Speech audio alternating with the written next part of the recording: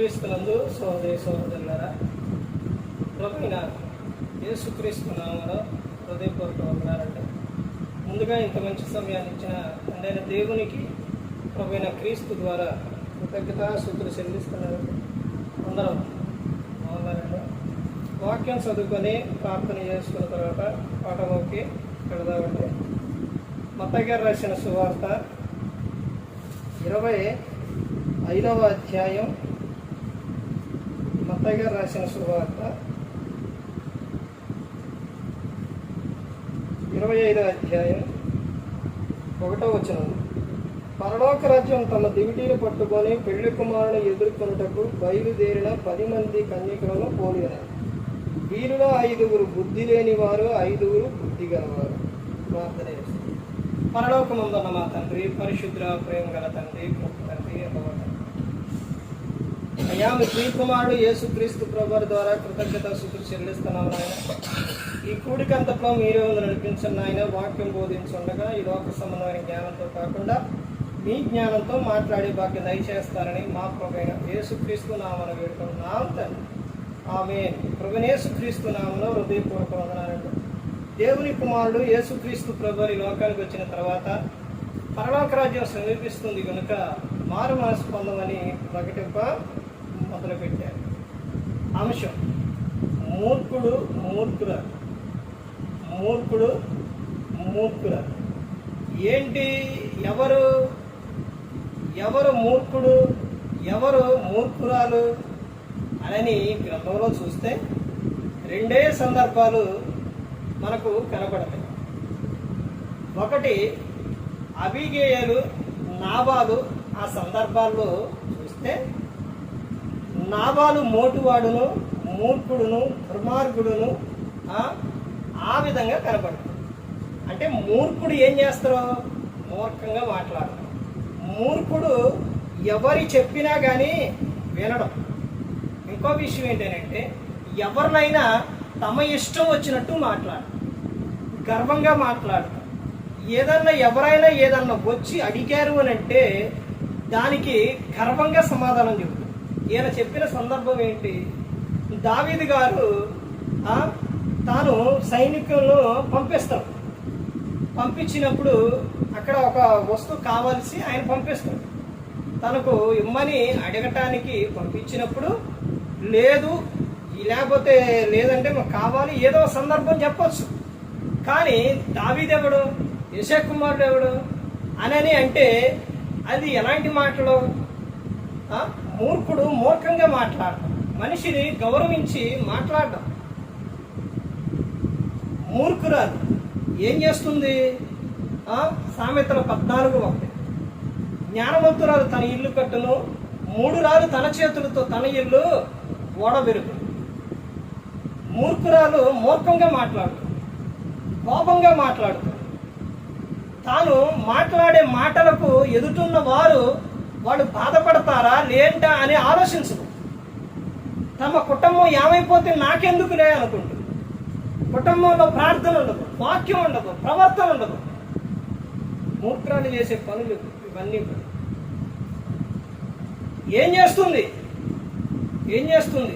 ఓ అరవటం, ఓ కోపడటం, సరైన రీతిలో సమయానికి పనులు చేయకపోవటం, కుటుంబాన్ని పట్టించుకోకపోవటం, ఇవన్నీ కూడా ప్రతి చేస్తుంది. తర్వాత ఆ లోకంలో పనుల విషయాల్లో ఎలా ఉంటుంది?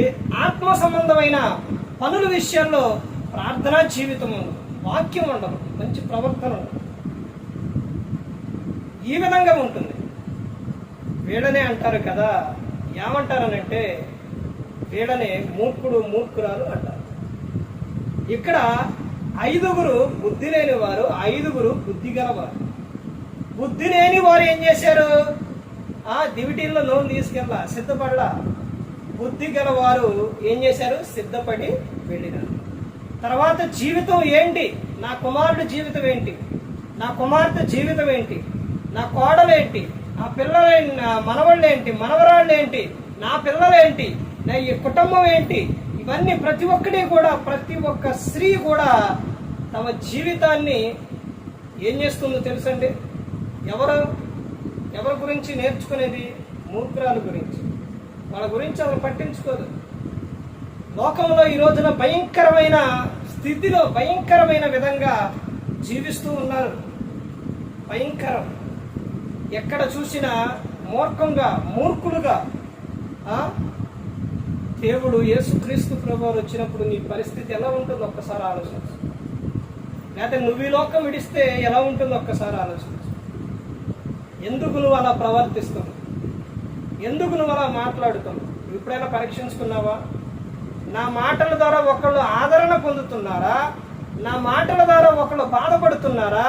నా ప్రవర్తన ద్వారా ఒకళ్ళు దూరం అవుతున్నారా? నా ప్రవర్తన ద్వారా ఒకళ్ళు దగ్గర అవుతున్నారా అనే విషయం ఎప్పుడైనా నువ్వు తెలుసుకున్నావా? దేవుని ఎదుట నువ్వు ఎప్పుడన్నా పశ్చాత్తాపడ్డావా? దేవుని ఎదుట నీ హృదయం ఎలా ఉంది? ప్రతి ఒక్కరు కూడా తెలుసుకోవాలండి. ఎంత చెప్పినా కానీ వినడంలోని వాడు హఠాత్తుగా ఏమవుతారంట? నాశనం. నీకెంత చెప్పినా, ఎన్ని మెసేజ్ చెప్పినా, ఎంత చెప్పినా నువ్వు వినకపోతే ఒకరోజు నువ్వు ఏడ్చి బాధపడిన ప్రయోజనం అనేది ముందుగా తెలుసుకో. నీ కుటుంబం, నీ జీవితం నువ్వు ఎలా ఉండాలి అంటే, నీ కుటుంబం ఎలా ఉండాలంటే ఆనందంగా, సంతోషంగా ఉండాలి. అలా ఉండడానికి ఏం చేయాలి నేను అని ప్రతి ఒక్కరు కూడా తెలుసుకోవాలి. నీ గురించి నువ్వేమనుకుంటున్నావు? నువ్వు దేవుని ఎదుట మోకాళ్ళు, నీ ప్రభువా నా కుటుంబం పరిస్థితి ఏంటి, మా జీవితం ఏంటి ప్రభువా అని ఎప్పుడైనా నువ్వు దేవుణ్ణి అడిగావా? సమయం దొరికితే, ఎప్పుడైనా కానీ సమయం దొరికితే మోకాళ్ళేసి ప్రార్థన చేసావా? దేవుణ్ణి ఎప్పుడన్నా అడిగావా? ఎందుకు మూర్ఖుడుగా ఎందుకు జీవిస్తారు? దేవుడు అలా ఉండాలని దేవుడు మిమ్మల్ని కోరుకోలేదు. నువ్వు జ్ఞానం కలిగిన వ్యక్తిలాగా ఉండాలి. జ్ఞానం కలిగిన స్త్రీలాగా నువ్వు ఉండాలి. ప్రేమ పంచేవారిగా ఉండాలి. నీలో కనపడవలసింది ప్రేమ కనపడాలి.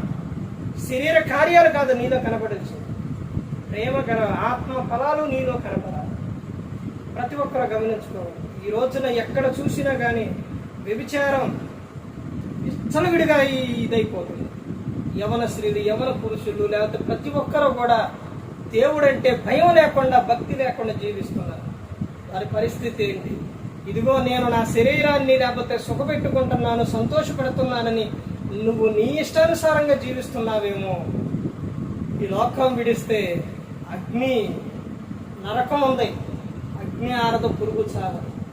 భయంకరమైన లోకానికి వెళ్ళిపోతుంది. అది ప్రతి ఒక్కరు కూడా తెలుసుకోండి. ఇప్పటికైనా ప్రతి ఒక్కరు కూడా జ్ఞానం కలిగి, దేవుని యందు భయభక్తులు కలిగి ప్రతి ఒక్కరు కూడా నడుచుకున్నప్పుడు లోకం విడిచినట్టు పరలోకానికి చేరతారు. ఏ ఒక్కరు కూడా నశించి నరకానికి వెళ్ళిపోకూడదని యేసుక్రీస్తు ప్రభువారు ఈ లోకానికి వచ్చి మనందరి కోసం శిలువలో తన ప్రాణాన్ని పెట్టి ఉన్నారు. మరి ఈ విధంగా నిలబెట్టి మాట్లాడించిన తండ్రి దేవునికి కృతజ్ఞతాస్తుతులు చెల్లిస్తూ, ఇంతవరకు శ్రద్ధగా ఉన్న మీకు ప్రభు పేట నా హృదయపూర్వక చెల్లిస్తూ ఈ మాటలు ముగిస్తున్నాను. అందరికీ